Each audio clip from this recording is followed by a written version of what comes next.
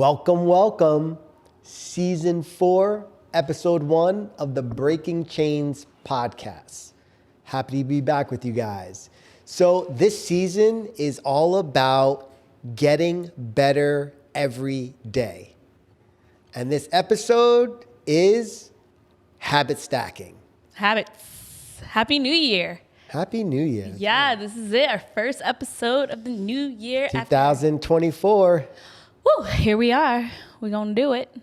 I have a goal this year to be a little quieter on this podcast. Quieter in which way? No, because I feel like I'm so loud all the time. Maybe all the time I should be quieter. You mean like after watching them back? Yeah, I'm like, damn, I am loud. So yeah, habits, they're everything, right? And our habits are either taking us to success or taking us to somewhere where we don't feel successful. Agreed. And it sounds like such a big thing, right? Like success or not success. Oh, two paths. But really that can look like this, right? Like sometimes we feel super successful. We can be super successful in one area of our life and lacking in another area. So like, I guess the true question is, what is success? What is success to me? Oh, that's a good question. Okay, so I'll go first. So success to me means you could wake up, feel grateful, and feel like you are getting better every day. Yeah. And you have the opportunity to do that because nothing's stopping us. Like, so when you feel that energy, like when you feel the energy of like, wow, I can do something today to get better. Wow, I can, have a good day. I'm healthy. My kids are healthy. So being grateful.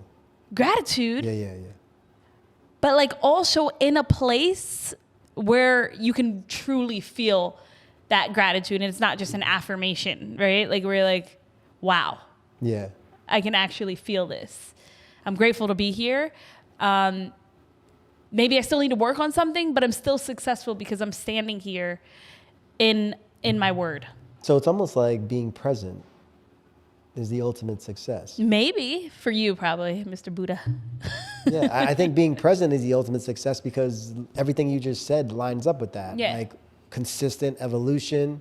You're getting challenges, but you're overcoming them. Yeah. At the same time, being present enough to be grateful and thankful for all that you have. Mm-hmm. Being able to step into your power, being able to step into your love. I think, being present for me now. Before Success was Money. partly that, but it was definitely achieving huge material successes. And I don't mean just because of that. It was like inherent in me.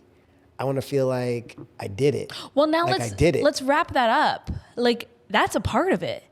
It is like if we are being honest with ourselves, when we think about ultimate success in this human form, it's definitely not without abundance in material things as well. Of course. Because in order to really have material things, and even if it's exactly what you need. I'm not talking about you need a yacht and a private jet, which would be nice. I'm not saying no, don't come to me.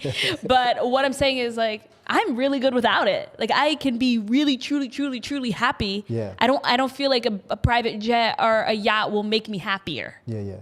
It would be cool, a cool experience, right? But it's not going to make me feel more successful in a lot of other realms in my life. Of course. But to have a home, to have a car, to have two cars, so you could drive one and I could drive one, to have enough money to like go buy groceries without thinking too hard. That is material wealth. Yeah. And that comes hand in hand with success. And the thing about success is you won't get there until you allow it to come to you, because you're not actually going anywhere. You just need to be right here. Correct. Everything else just comes to you and meets you where you're at. Right?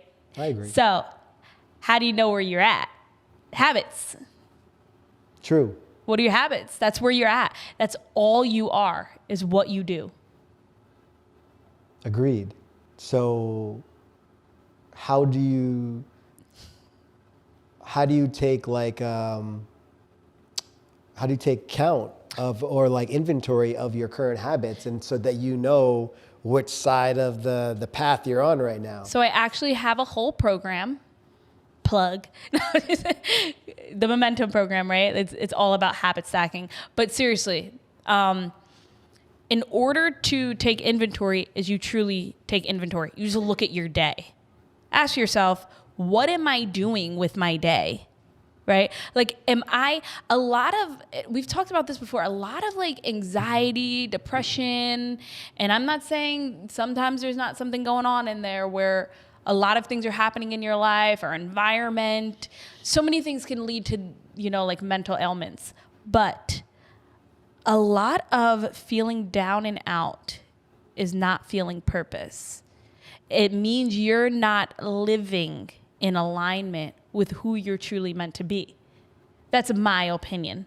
Totally not a medical professional opinion, right? It's my opinion. So if you look at your day and you're not doing something every day to move forward to something that you would like to experience.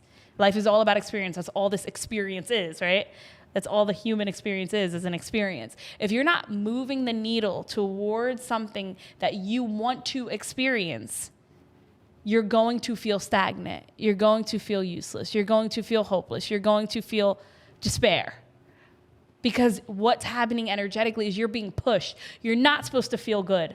You're not supposed to feel good not doing something for you and others around you. But how does one connect with that purpose to begin with? Because that purpose is probably what naturally gives natural motivation and inspiration and the willpower to actually follow through on something. So if somebody is in that space of despair or depression because they're not aligning with where they want to be right now, is it about habits initially, or is it about their why or their purpose that then once you can see that, then you're able to track into the habits necessary to accomplish that? Sometimes it goes hand in hand. Okay. Sometimes it just means moving forward to get better in one way, whether that's mentally, spiritually, emotionally, physically, financially, right? That's physically as well. I'll put finances with physical, right? Because those are physical things to have and to do. So you're saying almost like they have to have an idea of how they look at their life right now and they say, damn, this is where I'm at. And then they say to themselves, this is where I want to be. And then naturally what comes to them is what has to get done. Visualizing where you want to be. And not where you want to be because you feel like crap, so I want to be home. Yeah. If you looked at a person and you felt like, damn, if I had my life like that, I would be happy too. What about that person makes you think that, right? And usually, social media has caused such a hard time gathering our thoughts of what we actually truly want, right? Because it puts out a false picture of a lot of what's happening, right? Like person doing all this stuff and they only post the pretty things. Yeah. But if you truly know somebody in real life human form, where you see them, you experience communicating with them, interacting with them, you know their energy, that kind of person, like I really always enjoy being around this person. I really like what this person says to me. I really like how this person talks, how they act, how they behave, how they give. That kind of desire to move forward to. Not this superficial thing that we think exists in fairy tale land, but like here. What about a person makes me feel good?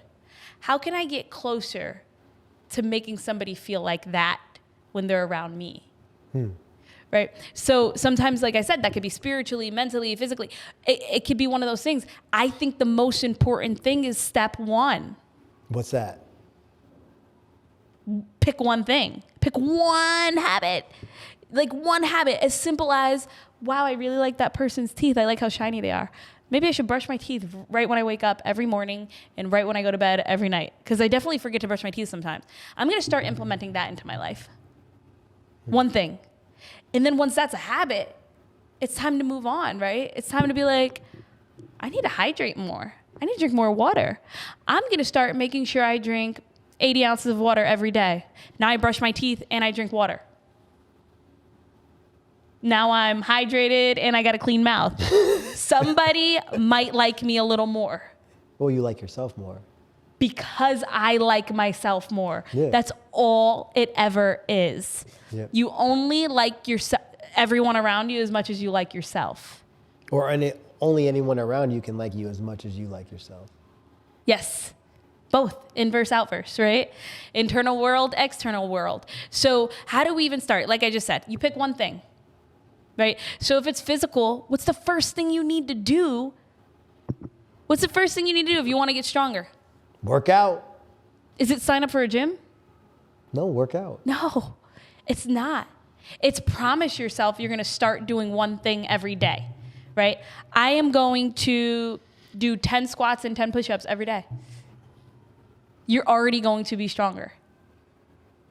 Do you think, though, that there's obviously, just as a question, do you think that there's a massive mental component to this, though? Because in reality, why do people actually follow through? It's because they believe what they're going to achieve is really going to make them feel a certain way. Like at the end of the day, do people just want money for the paper? No, they want money for what they believe. Another experience. They want money for the feeling that they believe money's going to bring them. Exactly. So what is the true limitation of getting more money? You feeling it. Feeling like you deserve it. Yeah. Worthy of it, right? Worthiness. It's the same thing as looking good, right? Do I feel worthy enough to get up every day and do my hair and put some lip gloss on? Like, do I feel worthy enough to wear a nice outfit? Because if I don't feel good about myself already, why would I even try to make myself feel better if I already know I'm not going to feel... If I already have the thought in my head, I'm not going to feel better. Yeah. That's your reality. Boom. So your habit of trying to look better every day is not there because you already think you're not worthy of looking better. What if somebody doesn't feel the need because they already feel full and they don't do those habitual things of like making sure their hair looks great and that they're... Because they probably already do look great. And whether that's internal... Right? Energetically, whether that's internal or... Like for me... I got to put a little bit of makeup on and do my hair sometimes to feel like I could walk out the door. Like there are people that are like, wow, how do you look so good all the time? Not saying that, like, you know, like with 3 kids, right? Because I actually get up before they wake up to wash my face, brush my teeth, and put some makeup on. Like, honestly, not saying that I can't walk out of the door. Me walking out of the door without makeup will not make me feel ugly in lesser than anything. I'll still be all right. But I feel really good when I look good. Yeah. Like I just feel better. Like, I could get on camera. I could hop on this Zoom call, no problem. I don't feel like anybody's gonna be judging the bags under my eyes today, right? Like, so I feel better when I look better. So that's a habit that I do. Honestly, I wake up usually before the kids, and if they're in there with me, Kai's putting on makeup with me, right? Like, I have my routine. It's a habit for me. So other habits, right? So other than superficially, I'm talking deep now. And one of the deep habits, even about, you know, your looks, right? If you have a negative self-image, like you wake up thinking you're ugly or you're not worthy of love because of the way you look. What is a habit that somebody can have, like from your perspective, to feel more worthy?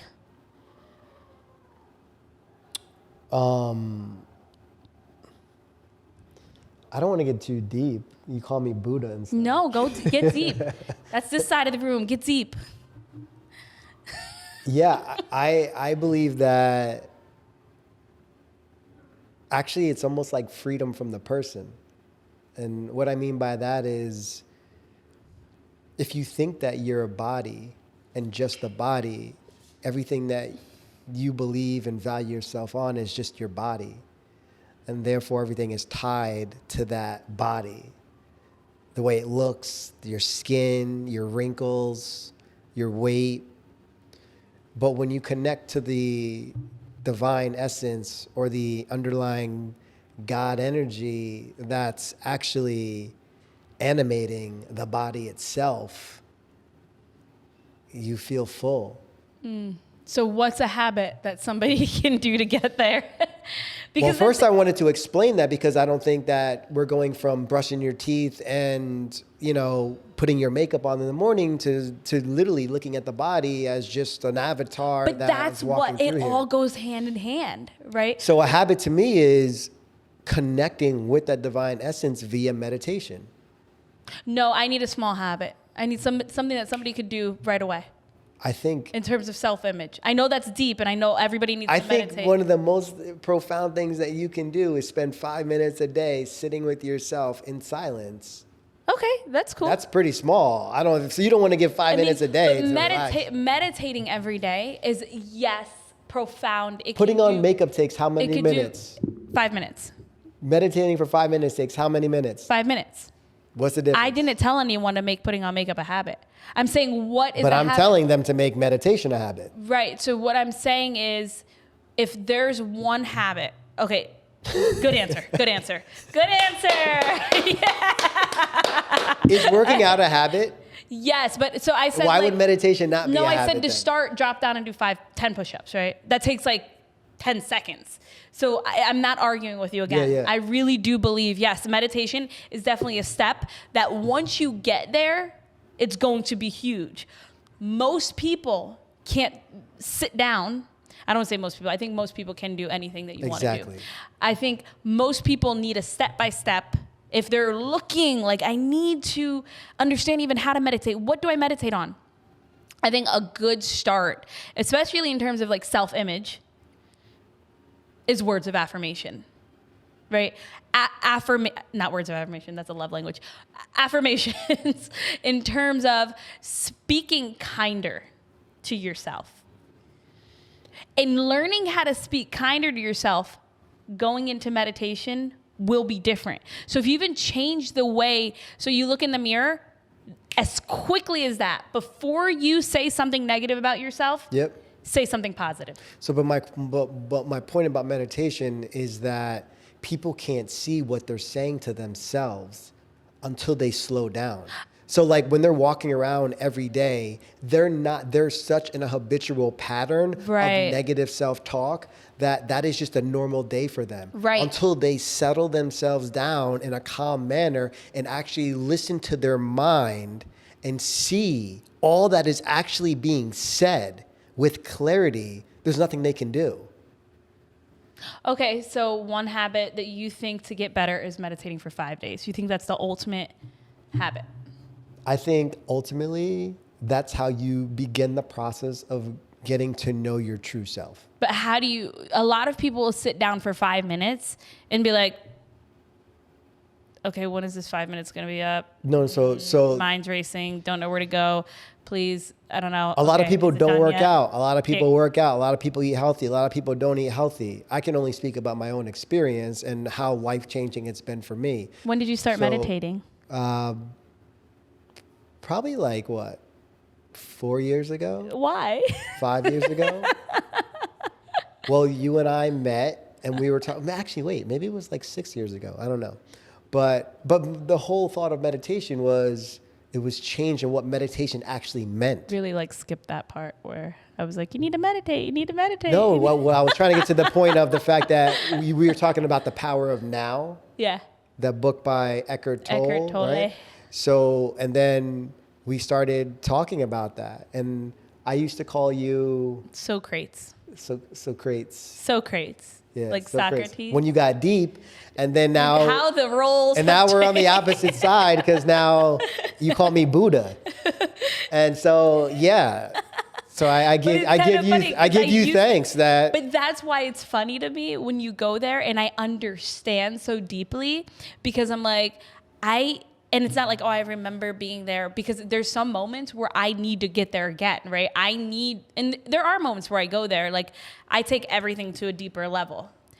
But now when I realize, oh shoot, how do I share this to people that are not reading The Power of Now, that want to get there, to be able to sit through it, but Like The Power of Now is a very boring book until you're knee deep in it and you're like, whoa, this is profound, right? Like, it's such a weird switch because like you could read it and be like, meh, it's not speaking to you. Yeah. But like today, I'm speaking to someone. Like somebody right now is watching this and they're like, and that's how I want But the to key start. is that whoever's watching this and who's ready for the message is going to get it. Right. So you're you don't right. have to worry about You're the right. other people who aren't going to get it. I don't have to worry about it. I guess I wanted something from you, like always. And I gave you something. So even meditation, like if somebody sits down 5 minutes, you're their coach, Chris. Yes. I don't get, what am I supposed to be doing? You're supposed to be doing a couple things. Number one. Step one, let the mind run wild. most people say quiet the mind and shut it out and tune it out. No, the problem is Go blank. you've been suppressing or repressing all of these emotions and thoughts for all of these years. You have to let the energy flow. But you have to be consciously aware that you are watching the thoughts. And the fact that you're watching the thoughts means the thoughts can't be you. So there's a couple things. Number one, your thoughts are typically illusions. Everything is an illusion. 99.9% of the thoughts in your mind right now, they're conditioned into you by your parents, conditioned into you by society, by teachers, by people, by traumatic events. So you are holding on to like energy entities that aren't even yours.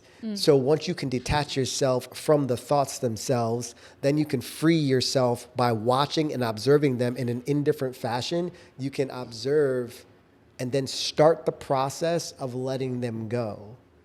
Because quite honestly, we believe our thoughts are us. Everything we think is a reflection of us. But it's not. The fact is, somebody in your life told you that you were ugly. Somebody told you that you were fat. You? Isn't that person, what do you mean? Aren't we all one? We are one. So I'm just another aspect of you giving you information about what you already know. I'm just saying it from an external perspective because you're not ready to look inside yourself yet for that answer. Because this is all an undoing of being human to go back to being in the presence of God. Being the source. So where meditation can take you, I believe when given the right instructions and wisdom from it, is profound. First and foremost, you go in with the right intention. I'm here to evolve myself into a better being at this moment in time. I'm going to sit down, be calm. I'll let my mind do what it needs to do to release energy. I'm not going to judge anything that I think of as good or bad. I'm going to observe it from a detached perspective. As I remove my energy from those thoughts of not calling it good and not calling it bad, those energy entities start to diminish on their own. If you say, I don't want to think that thought, what happens is you'll continue to think that thought because you're trying to push it away. So you're giving it attention, meaning it's going to come back stronger. So you need to be indifferent, whether it's good or bad. Acknowledge that those thoughts are not yours. Those are thoughts that have been conditioned into you for some specific reason. As you get stronger by being able to look at those thoughts in an indifferent space, they will diminish on their own. And I promise you, you will set yourself free. The power of meditation is as the thoughts start to diminish, you're able to, with complete attention, observe the being that you are and not the thoughts that you thought you were. Cool. I love it. Easy? Can't wait to get back to my meditation practice. It's been a long 3 years. Ever since I had Kaya, I feel like and this is an excuse. It's a big excuse. I should put that in my goals, meditate again. I feel really good when I meditate. What started off as, meditation, now I think I'm going to meditate. Somebody needed to hear that today. Please stop touching. No. Yes, thank you. Yes, I do. So if you can get there, if you are not a mom of 3 that's running from 6 a.m. to 11 p.m. and you have time, 5 minutes. To be completely honest, every night that I lay in bed and I close my eyes, I begin a meditation practice. Every night I begin and then I fall asleep, which is also healthy. Because if you are meditating and you fall asleep, that means that's where you needed to be. Meditation is taking you to a place that you need to be. And the powerful thing about meditation is once you get to a point in a practice in it, you find your space with God there. So you are in a deep, it's different than praying, but it can be very much connected to praying. So when you're praying, you could pray before and after. Going into meditation is where you're actually meeting the void. And that is where all creation happens, in the void. It all comes from nothing. We all came from nothing, right? Nothingness. We grew in our mother's wombs. We all grew in a mother, starting at the 0 point, right? So that's a really cool thing about meditation. But if we're also right now trying to just reel it in to get to what's one thing I can do every day? Yes, meditate.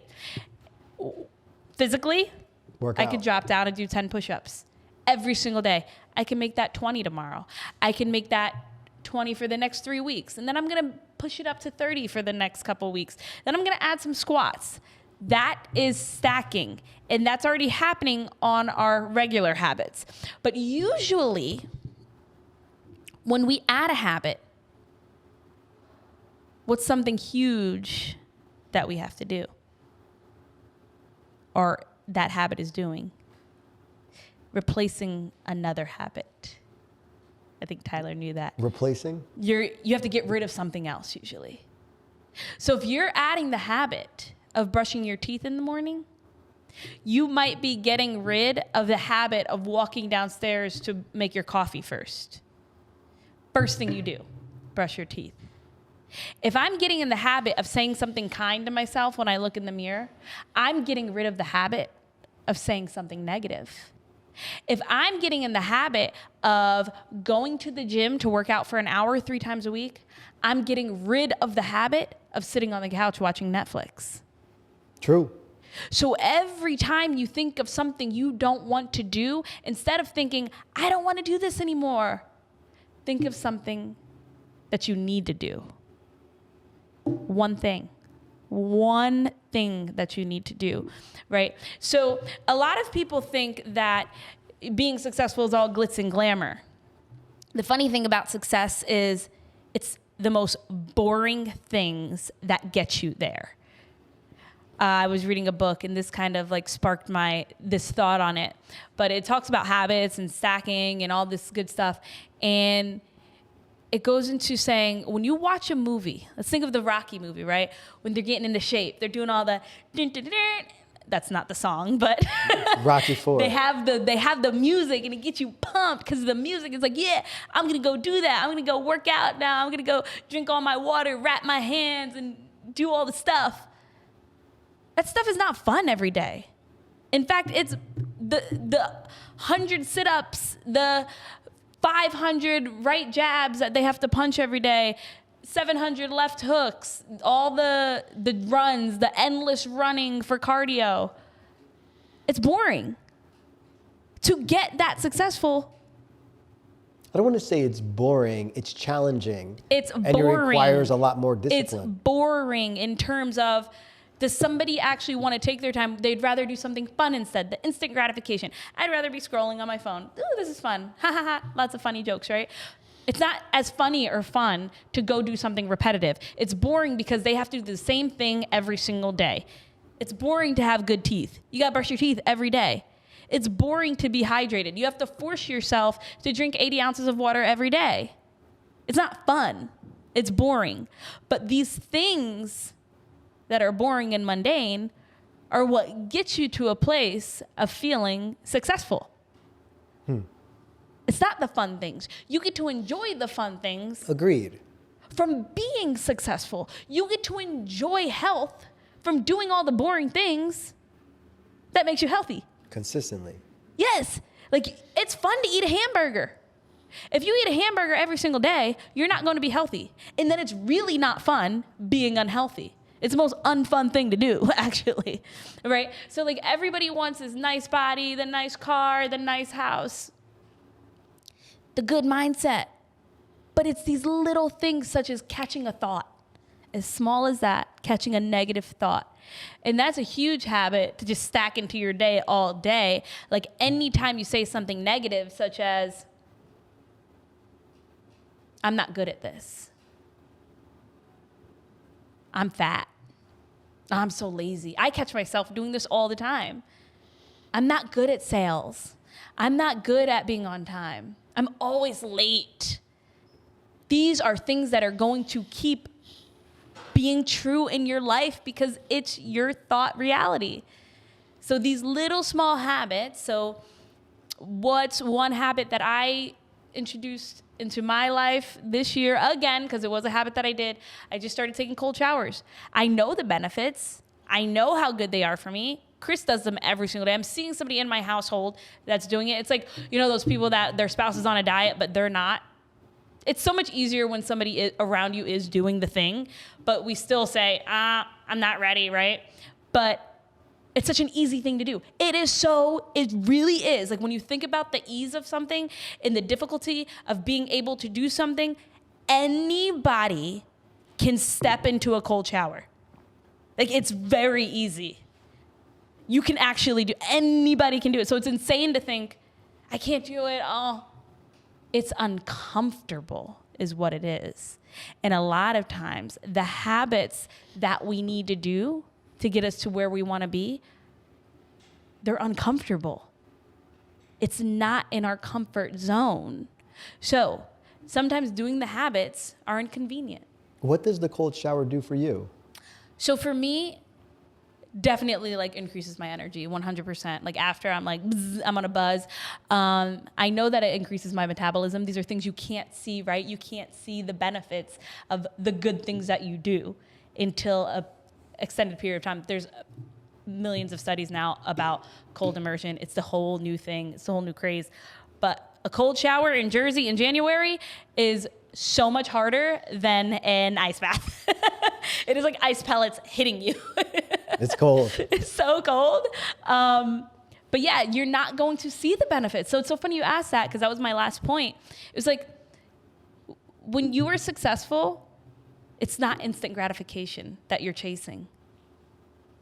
What you're actually chasing is the present moment in doing the thing that's going to get you there. So it's always doing the thing. I'm doing the thing that needs to be done. That's success. That's what gets you to be successful in anything. What is one question that you think people, from your perspective, have to ask themselves in order to get because motivation doesn't last, right? Motivation is here and it fills you up and then it's like a balloon, it goes away. But what is one question that you think people can ask? Because you know life itself is up and it's down. It's these waves of peaks and valleys. Right. And sometimes you have an incredible day yesterday and you're on top of the world and today you're in the gutter. What question do you think people can ask themselves that when they're in the gutter, they can still stay consistent and disciplined? Consistent is the word. Ask yourself, what am I doing consistently that's harming me? That's where you start. When you answer that question, what am I doing consistently that's not benefiting me? Such as, I keep saying watching Netflix. I know I don't mean to bash anyone that watches shows, and it could be a very fun thing to do. But honestly, the more we go back, like me and Chris, I think you can agree with me, the more we go back to actually watch, like, hey, let's watch a movie tonight.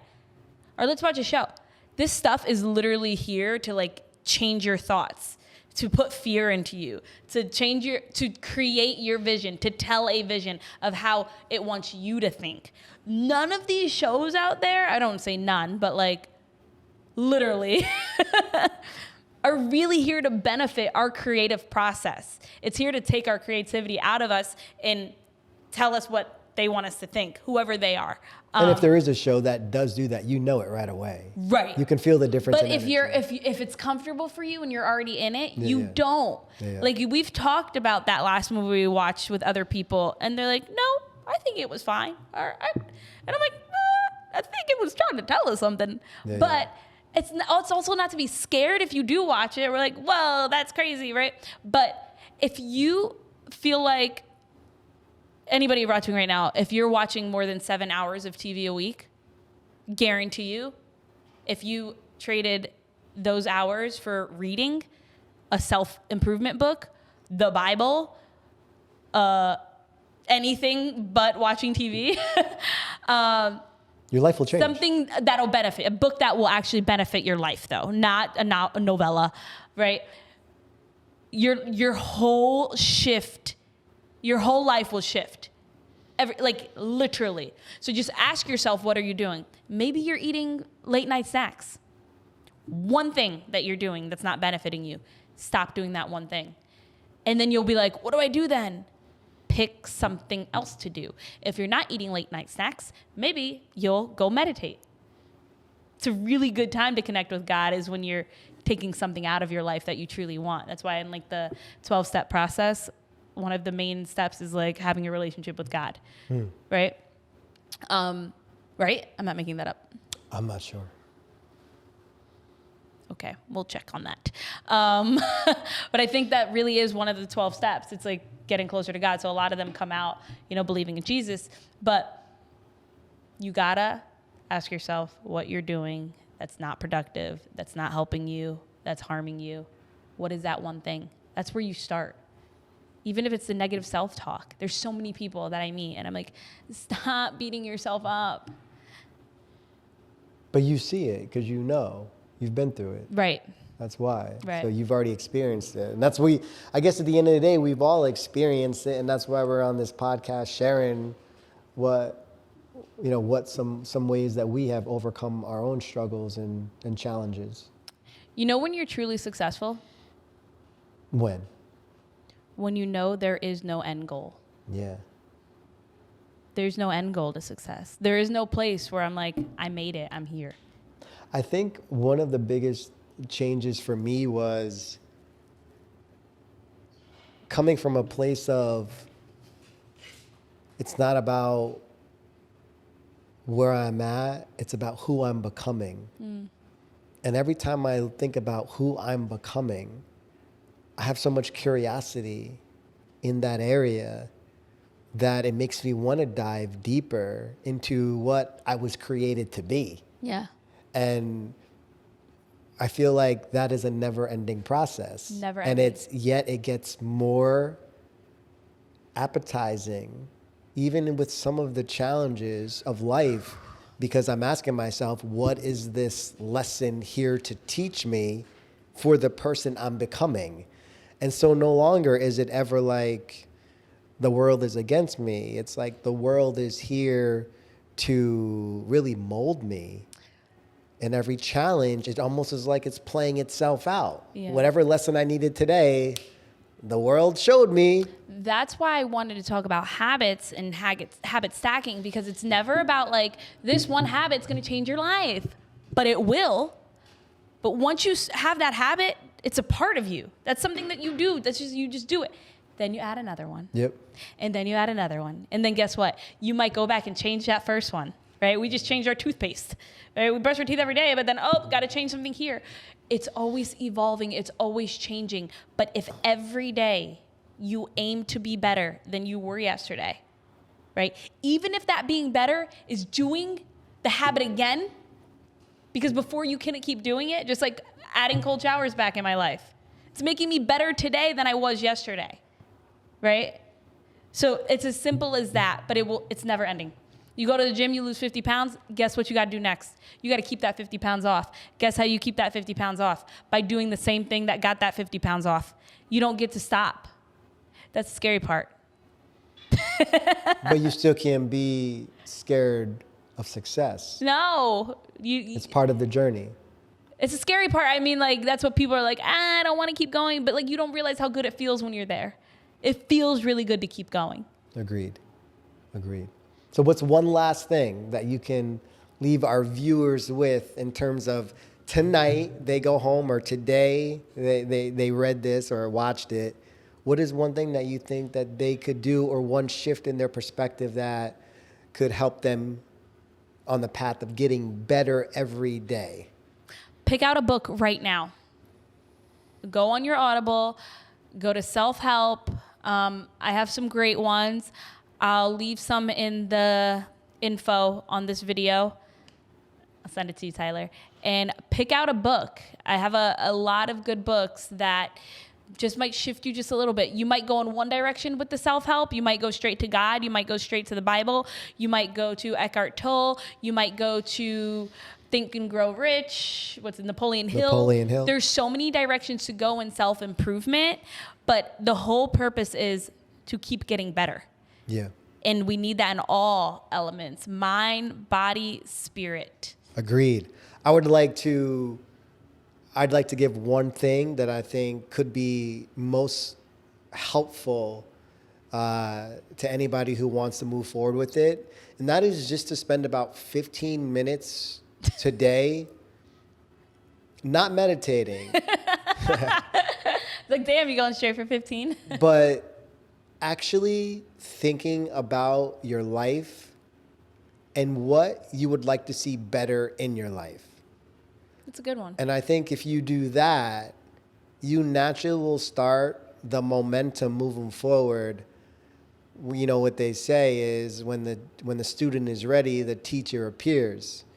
And so as you start to visualize your new life and what you want in your life, you naturally will start seeing the path to making that a reality in your world. So Love that. That's actually really great. And you'll want to push that off. I don't have time today. You don't have time today to think about your entire life. Isn't that what the whole purpose of today is? yeah. Thank you. Make sure you like, comment, Thank you, guys. share if this rang to you. If you know somebody that this could benefit, that could really, really use a little push or a nudge or even just some inspiration, maybe they'll watch it, maybe they won't, but we'd appreciate it if you did share it. Subscribe. Make sure you follow us on Instagram, TikTok. Yeah, and let us know about any topics that you guys would like us to talk about as we come together as a community to really support each other in on our own journey of growth. I think we start to realize how similar we are compared to how much different we are. Love you guys. Peace.